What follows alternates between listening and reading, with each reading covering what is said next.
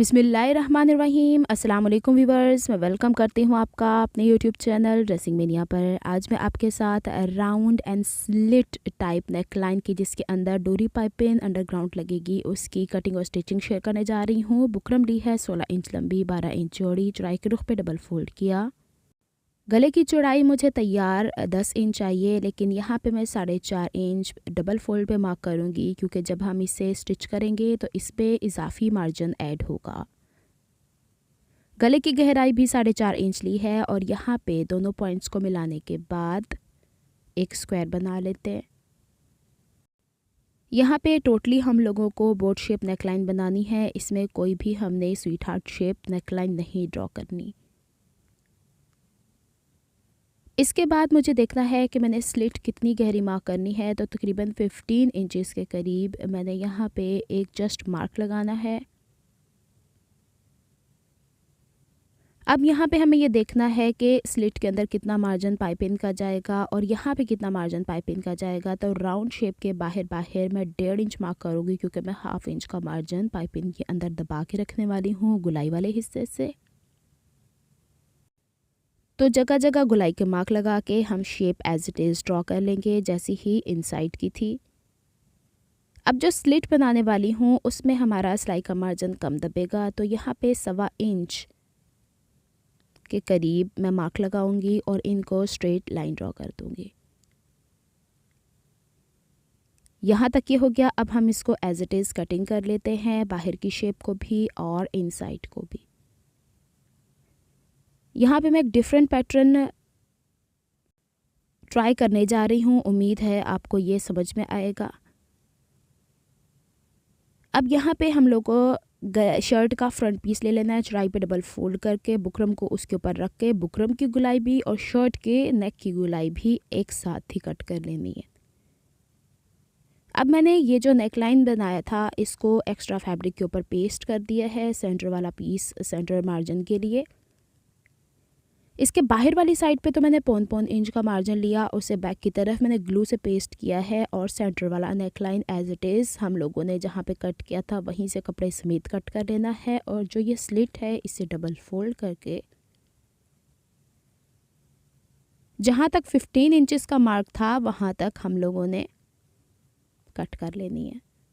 ये हो गया हमारे पास नेकलाइन। इसके बाद हम लोगों को यहाँ पे जिस कपड़े की पाइपिंग बनानी है वो लेना है।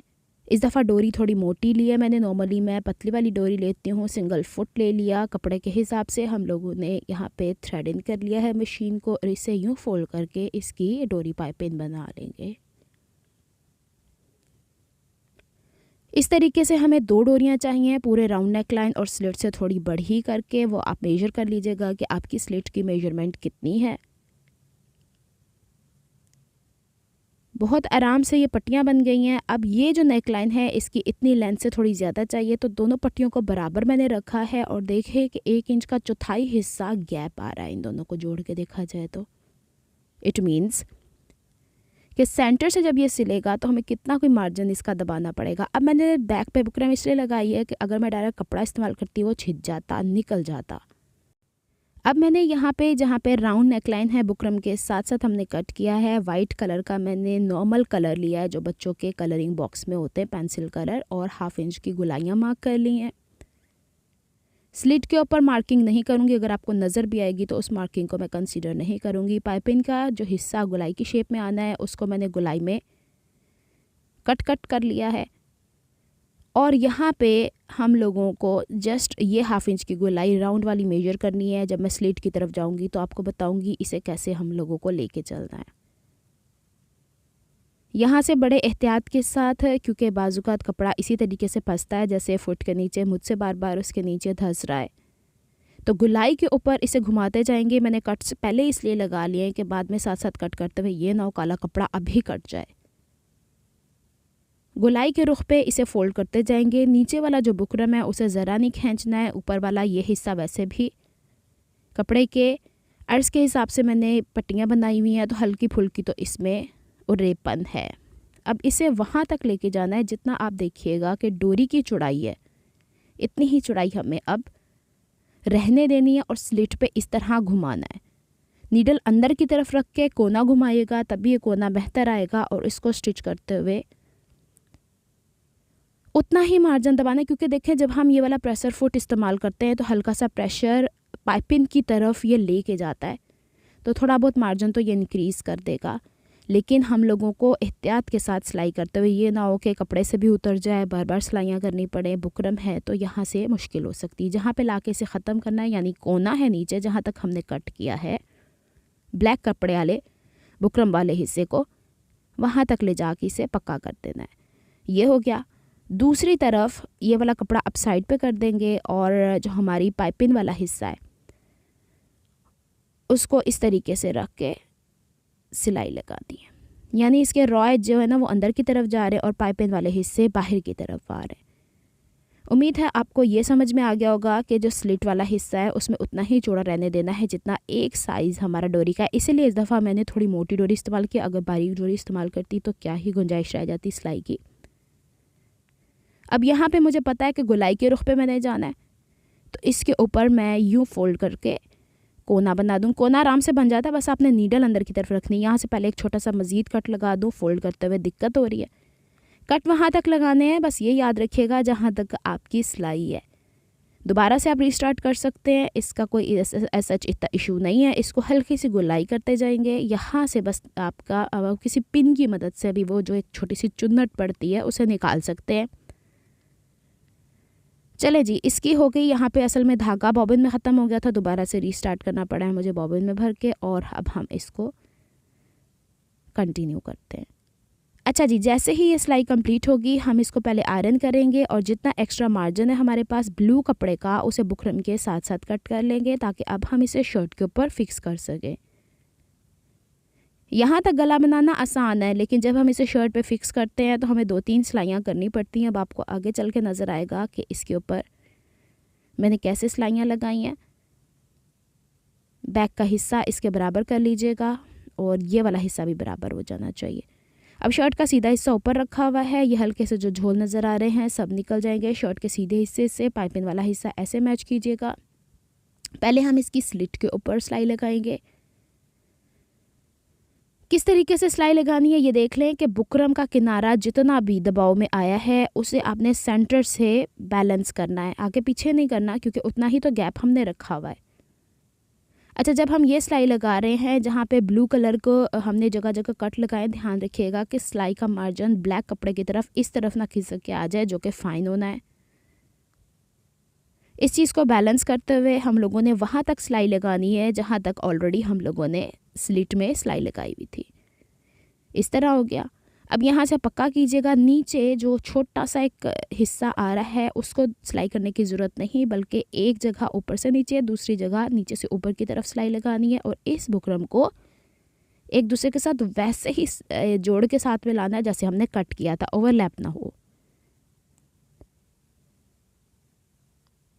ध्यान से थोड़ा सा काम करना है। और देखें यहाँ पे मैं एक चीज़ आपको और गाइड कर दूँ कि जब मैंने स्टिच कर लिया था स्लिट को थोड़ा सा कट कर लिया था 1/2 इंच नीचे छोड़ के, और मैंने कपड़े की तरफ करके ना उसके ऊपर एक दफ़ा और सिलाई लगाई है, ताकि पाइपिंग के ऊपर जो थोड़ा सा नरमाहट रह गई है या वो कहीं से सिलाई नज़र आ रही है, प्रॉपर पाइपिंग नहीं आ पाई है, तो वो बैलेंस हो जाए।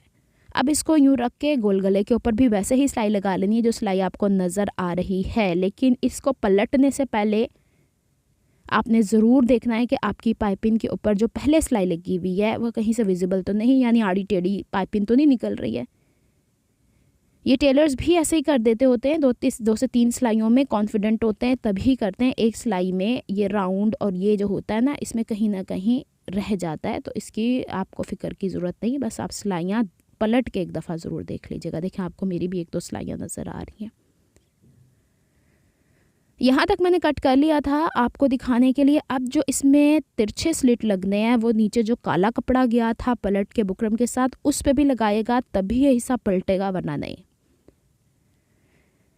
यहाँ तक ये हल्का सा तो मार्जिन है ही है ना, जिसको तिरछा हम राइट और लेफ़्ट की तरफ 45 डिग्री के एंगल में कट करेंगे, या ये तिरछान जो कि एक स्पेस बनाएगी पलट के आने वाली डोरी पाइपिंग के लिए। चले जी, इसको मैंने यहाँ कट कर लिया है और जब मैं इसको अब पलटूँगी तो ये वाली लुक आएगी। अच्छा, उससे पहले यहाँ पे तिरछान कट करनी है, यहाँ पे सिलाई वो वाली सिलाई जो कि हमारी फाइनल लगी हुई है उसके बराबर बराबर ले जाके आप चाहे तो आधा इंच का मार्जिन यहाँ से कम कर सकते हैं और इस पे कट लगा के इसे अंदर की तरफ फोल्ड करेंगे तो आपकी जो डोरी पाइपिंग है वो इस तरीके से निकल के बाहर की तरफ आ जाएगी। अब इसको अच्छे से आयरन कर लेते हैं जैसे कि हम गला बिठाते हैं। फिर मैं आपको बताती हूँ इसके बॉटम वाला हिस्सा ऑटोमेटिकली बाहर निकल के आ जाता है। अगर आपने वी स्लिट जो नीचे थी सीधी सी कटिंग जा रही है उसमें आपने तिरछे जो निशान लगाए अगर एक्यूरेट लगाए। ये बड़ा लंबा प्रोसेस होता है, इसको यूँ पलट के लेके आना। इस वजह से मैंने आपको यहाँ पे ये दिखा दिया कि ये देखिए यहाँ कट लगाए थे ना, इसको यूँ फोल्ड करेंगे तो अब जो नीचे हमने वो छोटी सी हिस्सा होता है अमूमन हम उसको सिलाइयाँ लगा देते हैं, उतना ही तो स्पेस है जितनी कोई हमारी यहाँ पे डोरी है। तो हमने क्या करना है कि ये गोल डोरियों ने वो तिरछा वाला हिस्सा अंदर दबा देना है, इस पर सिलाई की गुंजाइश रहती भी नहीं है। इतनी नफीस खुद ब खुद होगी अगर आपने एक जितना मार्जिन दोनों तरफ सिलाइयों का रखा होगा तभी, वरना गैप आएगा। चलें जी, अब हमने एक 4 इंच का चौड़ा कपड़ा लिया, फिर उसके ऊपर हम लोगों ने एल शेप में सिलाई करके सीधा कर लिया। स्लिट भी तो बंद करना थी ना। तो अब मैं क्या करूँगी, इसको गुम सिलाई में बंद करूँगी हमेशा की तरह। तो अब मैंने उसको स्टिच करके सीधा कर लिया है। इसको यूँ बैलेंस करके देख रही थी कि गला बराबर है कि नहीं। इट्स ऑल परफेक्ट मेरे हिसाब से। ये लाइनों से लाइनें भी मैच खा रही हैं और इतना हिस्सा तकरीबन 1.5 इंच का ऊपर मुझे छोड़ना है क्योंकि गले की गहराई तो मैंने 4.5 इंच ली थी जो कि सिलने के बाद 4 इंच हो जाएगी। अच्छा, जो नीचे पट्टी लगानी है वो मैंने ब्लू कलर की ली है। वैसे तो मेरी शर्ट लूज़ है, अमूमन ऐसी जगहों पे खिंचान भी पड़ जाती होती है, लेकिन मैंने ब्लू इसलिए लिया है कि इन केस कि अगर थोड़ा बहुत खिंचाव आता भी है तो अंदर से ब्लू ही झलके, काला रंग ना छलके। ये एक तरफ मैंने इसको पेस्ट कर लिया। इतना नीचे दबाना है जितना सिलाई का मार्जिन आ जाए। अब दूसरे हिस्से को बिल्कुल इसके बराबर बराबर रख कर थोड़ा टाइटली पैक करना है। लूज़ इसमें नहीं रहने देना वरना गुंजाइश आ जाती बीच में कपड़े की, फिर वो खुला खुला कितना बदनुमा लगता है। इसको अब इसके बराबर रखते जाएंगे और UHU मैंने क्यों, ताकि इंस्टेंट पेस्ट हो जाए। ग्लू लगाती तो थोड़ा टाइम वेट करना पड़ता और गलती की गुंजाइश रह जाती है ऐसे मौक़ों पे। अब इसकी सिलाई कहाँ लगाएंगे, पहले नीचे वाला हिस्सा ज़रा मैं पेस्ट कर दूँ। इसकी सिलाई हम लगाएंगे, शर्ट का पीस ऊपर उठाएंगे। ब्लैक कलर है इस दफ़ा तो आपको पक्का नज़र आएगा कि सिलाई किस जगह लगती है। ये नज़र आ रहा है पीस, इसके बराबर बराबर राइट से यहाँ नहीं लगा रही और इसके बराबर बराबर लेफ़्ट से। अब मैं आपको सिलाई भी लगा के दिखा देती हूँ ताकि अब आपको समझने की गुंजाइश रहे। अच्छा, मैंने पट्टी देखा है 1.5 इंच नीचे रखी है, तो अगर गला गोल होके एक साथ नीचे सिल के आ रहा है तो यहाँ पे पाँव फंसने की गुंजाइश भी नहीं रहती। और वही फुट इस्तेमाल कर रही हूँ जिस फुट से मैंने पाइपिंग की है शुरू से। इसे 3-4 दफ़ा ये वाला छोटा पीस कवर भी हो गया है और छिजने की गुंजाइश भी नहीं रही। होता है ना कि निकल जाती है पाइपिंग, वैसी गुंजाइश भी नहीं रही। अब दूसरी तरफ भी सिलाई ऐसे लगा देंगे, बस ध्यान ये रखना है कि पहले वाला हिस्सा इसमें ना आए। अगर आपको मेरी एफर्ट्स पसंद आती हैं तो please like my videos, subscribe to my channel, hit on the notification bell for more updates. इसके ऊपर चाहें तो आप बटन्स लगा लें, चाहे तो आप बटन के बगैर इसे रख लें। ये लीजिए, मैंने बटन भी यहाँ से हटा दिए हैं। उम्मीद है आपको ये आइडिया पसंद आया होगा। मिलती हूँ मैं आपसे किसी नेक्स्ट वीडियो में किसी नए प्रोजेक्ट या आइडिया को लेके।